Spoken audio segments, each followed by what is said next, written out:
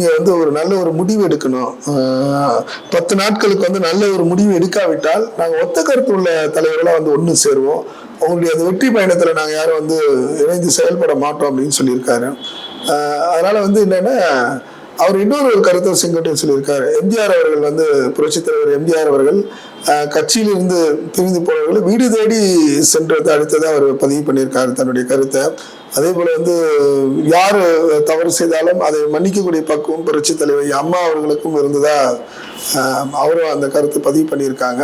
EPS அவர்கள் வந்து தன்னுடைய நிலைப்பாட்டில வந்து ஒரே மாதிரி தான் இருக்காரு. இது சம்பந்தமா வந்து நாங்க என்னோட சேர்த்து ஒரு 6 மூத்த அமைச்சர்கள் வந்து முன்னாள் மூத்த அமைச்சர்கள் யார் யாருன்னா நத்தம் விஸ்வநாதன், சி.வி. சண்முகம், அப்புறம் வந்து தங்கமணி, வேலுமணி, அப்புறம் அன்பழகன், செங்கோட்டையன், நாங்கள் 6 பேரும் வந்து இது சம்பந்தமா வந்து பிரிந்தவர்களை அழைக்கலாம் அப்படின்னு சொல்லிட்டு இபிஎஸ் அவர்களை நாங்கள் நேரில் சேர்ந்து எங்களுடைய கருத்து நாங்கள் வலியுறுத்தோம்.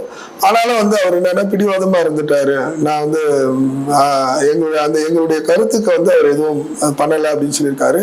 ஏன் இபிஎஸ்க்கும் ஓபிஎஸ்க்கும் முரண்பாடு ஏற்பட்டது அப்படின்னு சொல்லிட்டு நீங்க எங்கிட்ட பேசியிருப்பதோடு அதை கேட்டீங்க.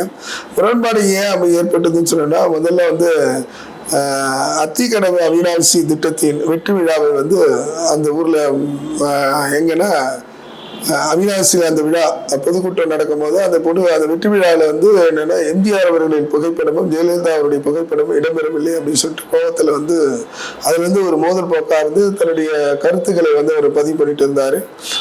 இது தொடர்ச்சியா வந்து அவரை சமாதானமாக 2 பேரும் சமாதானமா இருந்து அந்த கட்சியுடைய பணிகள் மேற்கொண்டு செயல்பட்டு இருந்தாரு. இதுக்கிடையில என்னன்னா இபிஎஸ் அவர்களோட சுற்றுப்பயணம், அதான் நான் சொன்னேன், போகும் இடமெல்லாம் அவர்களை வரவேற்பு இருந்ததுனால எல்லாம் என்ன சொன்னாங்க, எதிர்கட்சியில் இருக்கக்கூடிய ஒரு சிலர் என்ன சொன்னாங்கன்னா, இது வந்து இப்போ செல்வ பெருந்தகை கூட என்ன பேசியிருக்காரு அப்படின்னா, இதனுடைய பிரிவினைக்கு காரணம் வந்து பாஜக தான் ஒரு காரணம் அப்படின்னு சொல்லிட்டு பேசியிருக்காரு. அதிமுகவுடைய பிரிவினைக்கு பாஜக, அதனாலதான் வந்து இது போல பிரச்சனைகளா ஏற்பட்டது. அவங்க வந்து அப்பப்போ வந்து பாஜகவுக்கு சாதகமா இபிஎஸ் இல்லைன்னா இது போல வந்து மிரட்டலை விடுப்பது வந்து அவங்களுக்கு அது ஒரு வேலையாயிடுச்சு அப்படின்னு சொல்லிட்டு கருத்தை பதிவு பண்றாரு.